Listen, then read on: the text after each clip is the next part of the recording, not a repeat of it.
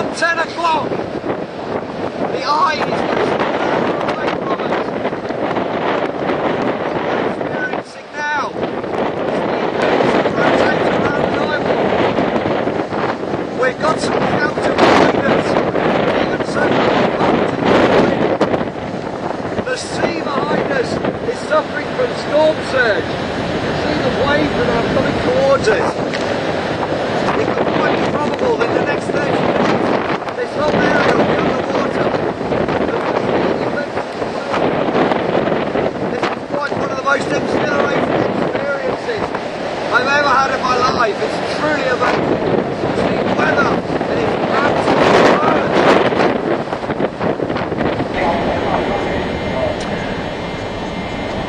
Okay, here's a radar of the hurricane at the moment. As you can see, there's clearly the eye, and we are just here. So the eye is coming straight for us at the moment. Let me open this door.